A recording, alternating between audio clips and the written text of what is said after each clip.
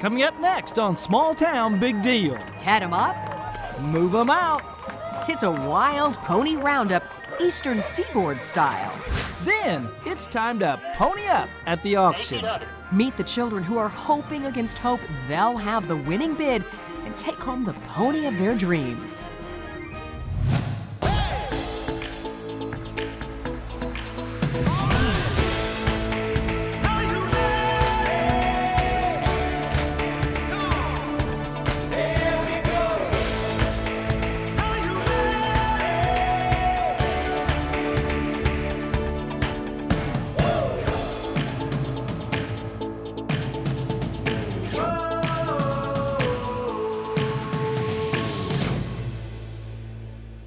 Welcome to Small Town Big Deal. I'm Rodney Miller. And I'm Jan Carl. And we are in Chincoteague Island in Virginia. And Jan, this may be a small town, but it's definitely not a one-horse town. No, it's not. And although it is on the Eastern Seaboard, the biggest event of the year involves cowboys and a wild roundup. Yeah, but not of cattle or horses, but of its most famous residents. The Chincoteague Ponies.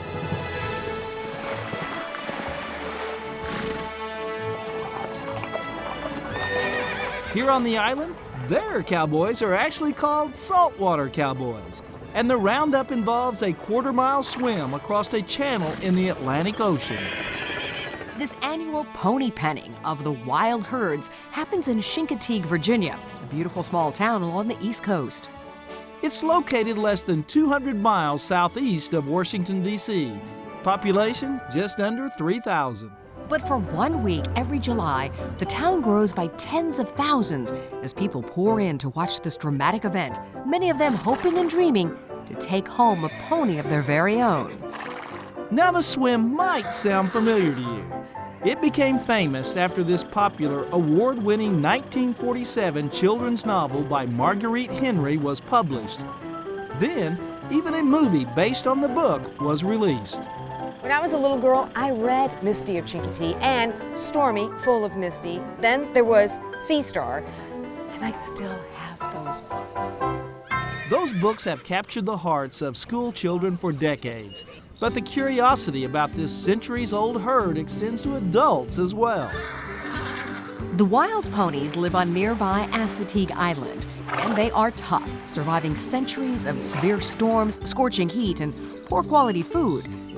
Local veterinarians do visit and care for the ponies, and food is delivered during extremely harsh weather conditions. The ponies have been roaming over on Assateague for a little over 400 years. They're descendants of the Spanish galleons that sunk offshore way back in the 1600s. By the 1700s, pony penning had become a tradition where livestock owners could gather and brand their loose herds of wild ponies. Fast forward to 1925, and the Chincoteague Volunteer Fire Company forms with very modest beginnings. We had a couple of devastating fires over here on Chincoteague, and we didn't have a fire company. A bunch of guys got together, passed the hat, and came up with a big sum of $4.16, and that's how the Chincoteague Volunteer Fire Company was started. As a way to raise the amount of money that was really needed, they then started the pony swim and auction. It all begins about 4 days before the actual auction. Saltwater cowboys begin by rounding up the northern and southern herds on Assateague Island. And how long have you been a saltwater cowboy? Almost 30 years. So you know every inch of this move by heart. Pretty much. Cowboys and veterinarians sort the ponies, determining which ones are healthy enough to make the swim, which foals will go to auction, and which ones will remain on the island to help keep the herd strong. And what are you looking for in the ponies? Well, today we were trying to single out the ones we didn't feel were fit enough to do the swim tomorrow. For the cowboys, it's actually a year-round job. Somebody's out on the beach every day. The ponies are our #1 priority outside of saving lives and property. We want to make sure they're taken care of, free of disease, free of injury. But the crowds don't just come to watch the ponies swim. Dozens of foals from this year's herd will be auctioned off, and many spectators spend their days deciding which ponies to bid on. But how do you go about picking and deciding which ones you'll bid on? I first look at the bloodlines. Spoken like a true trainer already. John Price is really hoping to buy a Chincoteague pony. there's one catch. Ponies can cost several $1,000s each. And while he has been saving up, he doesn't have anywhere close to that much.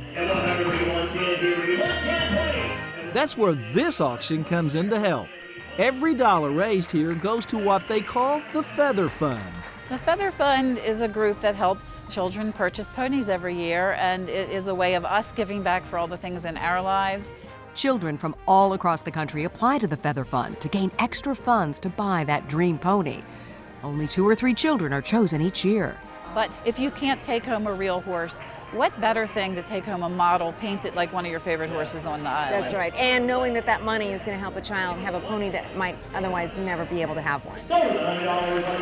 While everyone is serious about helping raise the needed funds for these children, the auction is pure fun. Hey, I'm getting... You gotta split those two up. 130, 130, 130, Are you going to take that from a man? It's for a good cause. I'm just going to buy it for you. All done? Yeah! And I sold it at $220. Well, he finally came to his senses, and he said he would buy it for me. So now we can be friends Hey, Jen, again. you got any money? Can you just ask me for money? In all, this auction raises about $10,000. Money that will help purchase 2 special ponies for 2 very lucky kids. Tia Tanner was one of the children selected by the Feather Fund this year. She's been riding horses all her young life. And just being around the horses and getting to see all of their personalities and just seeing how many different types there are, it just enchants me. I love it. Did you say it enchants you? Yes, it's smart. I love it. You were just like too precious. Oh my gosh. Will John and Tia have enough money to purchase their dream ponies at auction? We'll find out later in the show. But first, the ponies take to the water. Oh my gosh, I can see them. Oh my gosh, I can see them. So what year did the Chincoteague pony become an official registered breed? Was it 1875, 1960, 1985, or 2005? The answer coming up next.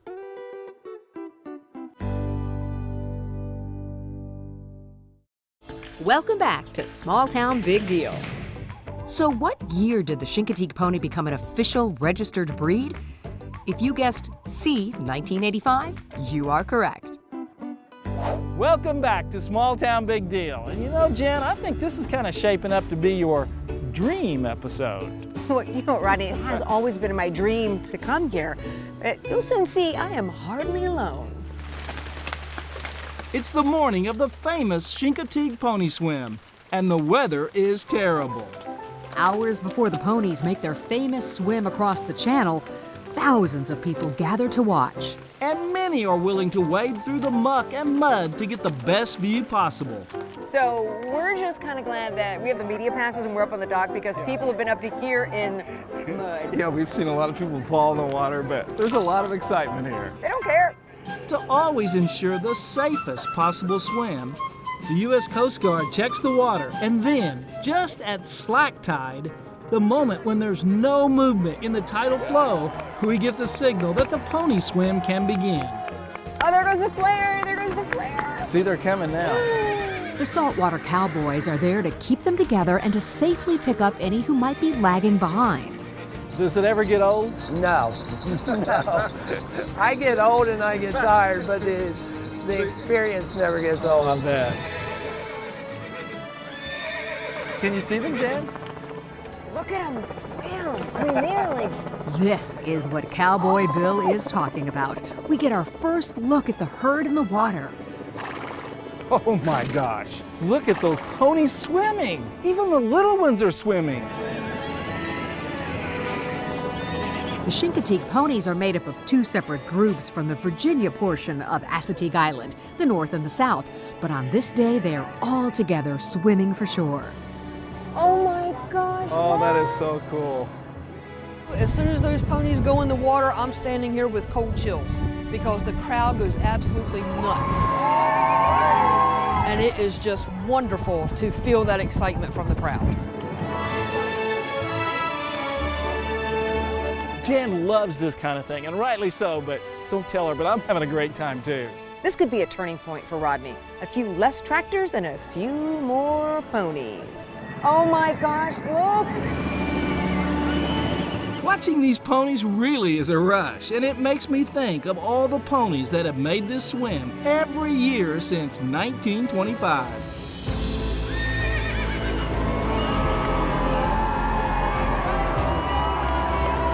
It only takes them a few minutes to swim across the channel, and I do believe Rodney is impressed. Okay, I've seen a lot of things in life, but this is amazing. It's kind of like Christmas morning. It's over so fast, I just want to replay it again and again in slow-mo. As far as I'm concerned, you can hand me $1 million and tell me to take a trip around the world that week. Keep your $1 million and your trip around the world. I'm going to be here. Ever since I could speak, I knew I loved horses. And I think there's something about their power and the beauty that is just something that you aspire to. You know, I want to be like that. I want to have that kind of power and self-confidence. It's a one-of-a-kind situation. I don't know of anywhere else in the world you can find it. One by one, stallions, mares, and the foals make it to Chincoteague Shoreline. They're ready for some rest and a snack. For many people, this is their first up-close look at these beautiful creatures. Oh my goodness, don't kick! How is a Chincoteague pony different than your average run-of-the-mill pony? They have a gentle nature. They're almost a horse, but not 16 hands. They're 14.2, 14.3 in there. So what does all that mean in layman's terms? Well, first, many people believe that a pony is a baby horse. It's not. Ponies and horses belong to the same species, and the only difference generally is if it stands less than 58 inches in height, it's called a pony. Height is measured from the ground to the top of the withers, which is that area just where the neck ends and the back begins. When they refer to hands, well, one hand equals 4 inches, the average width of a human hand. Well, after these ponies have rested, the cowboys lead them into town. It's a grand parade and a sight to behold as thousands line the streets.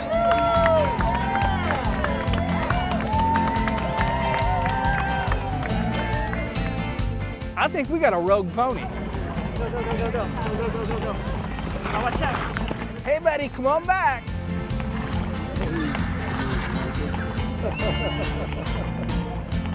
As they are finally gathered near the center of town, hopeful bidders press against the fence line. You can almost hear their hopeful prayers to be one of the lucky few to take a pony foal home with them.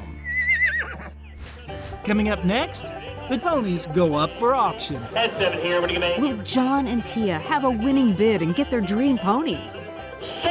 And find out why one bidder paid $20,000 for a foal she doesn't even get to keep.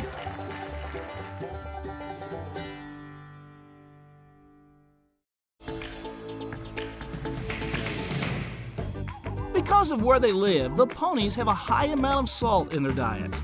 That means they have to drink twice as much water, explaining why they often look round and bloated. Welcome back to Small Town Big Deal. We've spent the week on Chincoteague Island, and Jen, I'm not sure anything can top that pony swim. That was pretty cool, but I'm going to beg to differ with you. Wait until you see the faces of the children who get to take a pony home. So we've watched the amazing swim and the parade through town. Now it becomes all about who will be one of the lucky ones to end their visit by being the owner of a rare Chincoteague pony. There is a unique tradition here that lets anyone have a chance at getting one of these famous ponies. Even if you haven't been able to save up thousands of dollars for the auction. You see, the foal that finishes the swim first is the prize in a yearly raffle and will go home with the lucky winning ticket holder. And we get in on the action too. They're how much? $1 a piece. We'll take 20. At the pony raffle, excitement is high, and many hold their breath as the winning number is drawn. 5, 9. Jennifer, you won! I know! Today's my birthday, so I had to win. Jennifer was obviously overwhelmed and overjoyed. She too fell in love with the Chincoteague ponies when she was just a little girl. It's just history. Did you read the books growing up? Oh, yeah. You have a Chincoteague pony! $1,000 in starting. At the annual auction, foals are sold to the highest bidder, and most go home with the bidder, but not all. Judy Ann White has been coming to the auction for nearly 40 years and has never bought a pony. But today, she paid $20,000 for one that she doesn't even get to take home. Instead, her pony is what's called a buyback. It will stay with the wild herd on the island for its entire life. I've been coming here since 1969, and the first time I've ever bought a pony foal. And that was my last thing I had to do. Is that kind of on your bucket list? Yes, it was. Brooke Barnhart hopes to buy her first pony. She worked very hard to earn the money, doing tons of chores around the house. In all, she earned $1,100 before the auction. I think it would be really exciting, but I won't get my hopes up too much. But once the bidding started, Brooke was all in. All in, all done, 3,600 in line. Can you describe what that bidding process was like? It was fun, and now I feel like I'm on top of the world. Earlier in the show, we met John Price and Tia Tanner. Both of them applied to the Feather Fund, a foundation formed to help children buy ponies with donated money. They were both selected, so now they have more than just their own savings to spend when bidding on the pony of their dreams. Before the bidding began, John and Tia each read to us the essay that helped them win the coveted prize.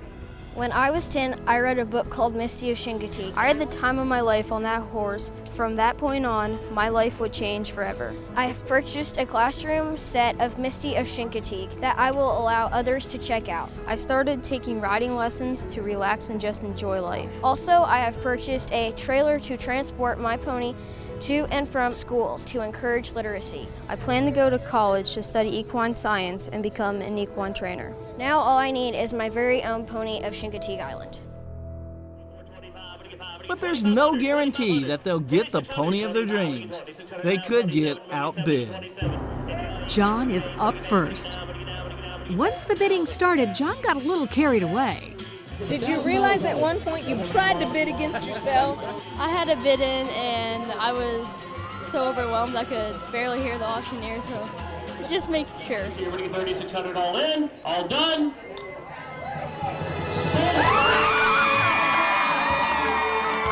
Congratulations! Thank you. Can I give you a hug? Next, Tia's bidding.